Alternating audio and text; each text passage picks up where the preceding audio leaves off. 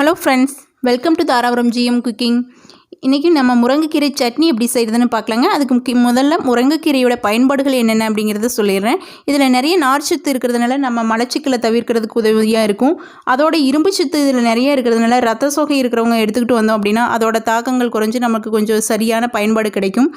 அதோட மட்டும் இல்லைங்க, புற்றுநோய் வரக்கூடிய செல்களையுமே இது அழிக்குது அப்படின்னு சொல்கிறாங்க. ஸோ இப்பேற்பட்ட முருங்கைக்கீரையை கண்டிப்பாக நம்ம உணவுகள் எடுத்துக்கிட்டு இருக்கணும்.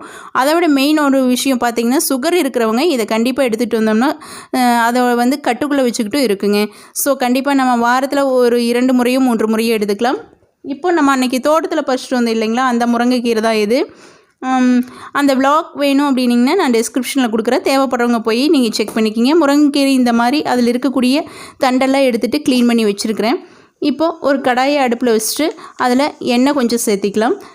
அதில் இந்த ஒரு குடிக்கரண்டி அளவு நான் உளுந்து சேர்த்திருக்கேங்க. உளுந்துனா நான் பொட்டோடு இருக்கிறத சேர்த்திருக்கிறேன், ஸ்கின்னோடு இருக்கிறத சேர்த்திருக்கிறேன், கருப்பு உளுந்து சேர்த்திருக்கேன். அதான் உடம்புக்கு ரொம்பவே ஹெல்த்தி, அதனால் சேர்த்திருக்கேன். நீங்கள் வேணால் ஒயிட் வேணாலும் சேர்த்திக்கலாம். இதோட 4 பச்சை மிளகாய் காரத்துக்கு தகுந்தது நீங்கள் சேர்த்திக்கிங்க.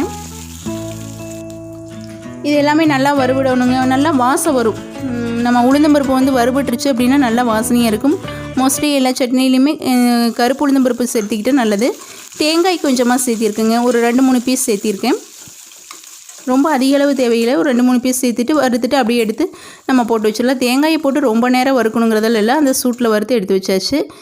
அதோட ஒரு 10-15 சின்ன வெங்காயம் சேர்த்திட்டு அதில் 4-5 பல் பூண்டு கூட 2 துண்டு சின்ன துண்டாக இஞ்சி சேர்த்திக்கலாம். இஞ்சியை சேர்த்திட்டு எல்லாமே சேர்த்து நல்லா வதக்கிக்கலாங்க, பச்சை வாசனை போகிற அளவுக்கு. அது வதங்கிறதுக்கு மட்டும் உப்பு சேர்த்திக்கிறேன். உப்பு சேர்த்து நல்லா வதக்கி விடலாம், பச்சை வாசனை போகிற அளவுக்கு. வெங்காயம் இஞ்சி பூண்டு வதங்கிடுச்சு. இப்போது கறிவேப்பிலையை சேர்த்து வதக்கிக்கலாங்க. எல்லா சட்னிக்குமே நம்ம சட்னி மசாலா ஐட்டங்கள்லாம் கறிவேப்பிலை கடைசியில் சேர்த்திட்டு அரைச்சோம்னா சூப்பராக இருக்குங்க. நீங்கள் சேர்த்து செஞ்சு பாருங்கள். நம்ம இப்போ அதையும் எடுத்து வச்சாச்சுங்க. நல்லா வதங்கினதுனால மீதி இருக்கக்கூடிய எண்ணெயில் நம்ம முருங்கைக்கீரை சேர்த்திக்கிறேன். நான் இன்றைக்கி ஒரு 2-3 கைப்பிடி அளவு முருங்கைக்கீரை சேர்த்திருக்கேன். நீங்கள் உங்களுக்கு எவ்வளவு தேவையான அளவோ அந்த அளவுக்கு சேர்த்திக்கிங்க. இந்த சட்னி ரொம்பவே டேஸ்ட்டாக இருக்குங்க. குழந்தைங்களுமே விரும்பி சாப்பிடுவாங்க. இதை நல்லா வதக்கிக்கலாம். எண்ணெய் கொஞ்சம் பத்தல, அதனால நான் சேர்த்திக்கிட்டேன். இதை நல்லா வதக்கிக்கணுங்க. ஏன்னா முருங்கைக்கீரை நல்லா வேகாமல் இருந்துச்சு அப்படின்னா குழந்தைங்களுக்கெல்லாம் வயிற்று வலி வரும்னு சொல்லுவாங்க. அதனால் நல்லா வதக்கிட்டு அப்புறம் நம்ம அரைச்சிக்கலாம். கண்டிப்பாக ஹெல்த்தியாக இருக்குங்க. நம்ம பொரியலாக செஞ்சு கொடுக்கும்போது கூட ஒரு சில குழந்தைங்க தவிர்ப்பாங்க. இந்த மாதிரி சட்னியை செஞ்சுட்டோம் அப்படின்னா சூப்பராக இருக்கும். இதோட சின்ன துண்டு புளி மட்டும் சேர்த்திக்கலாம்.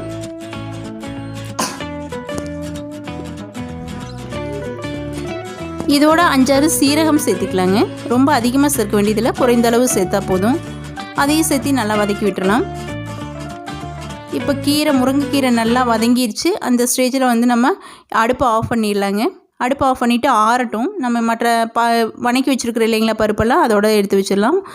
ஆறிடுச்சு. இப்போ நான் செக்கில் தாங்க அரைக்க போகிறேன். செக்கில் தான் மோஸ்ட்லி நான் அரைப்பேங்க. சட்னியெல்லாம் செக்கில் அரைச்சோம் அப்படின்னா டேஸ்ட்டாக இருக்கும். அது கெடாமையும் இருக்குங்க. காலையில் அரைச்சோம்னா ஈவினிங் வரைக்குமே கெடாது. அதனால தான் செக்கில் போட்டு அரைச்சிக்கிறேன். நீங்கள் வேணும்னா நீங்கள் மிக்சியில் கூட அரைச்சிக்கலாம். கண்டிப்பாக நீங்கள் ஒரு முறை இந்த மாதிரி செஞ்சு கொடுங்க. குழந்தைங்களுக்கு செஞ்சு கொடுங்க, அவங்க சாப்பிடுவாங்க. ஏன்னா நம்ம பருப்பு வழக்கமாக பருப்பு கூட்டாவோ பருப்பாவோ சூப்பு இந்த மாதிரி தான் செய்வோம். இந்த மாதிரி சட்னியை செஞ்சு கொடுக்கும்போது அவங்களும் விரும்பி சாப்பிட வாய்ப்பு இருக்குது. இப்போ சட்னி கிட்டத்தட்ட அரைப்பட்டுருச்சுங்க. ஒரு 75% நல்லா அரைச்சதுக்கப்புறம் நம்ம செக்கிலேருந்து தோண்டி எடுத்துக்கலாம்.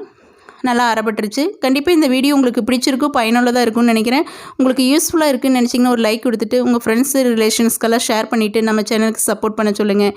நீங்களும் இன்னும் சப்ஸ்கிரைப் பண்ணாமல் இருந்தீங்க அப்படின்னா, சப்ஸ்கிரைப் பண்ணாமல் பார்த்துக்கிட்டு இருந்தீங்கன்னா நம்ம சேனலை சப்ஸ்கிரைப் பண்ணிவிட்டு பாருங்கள்.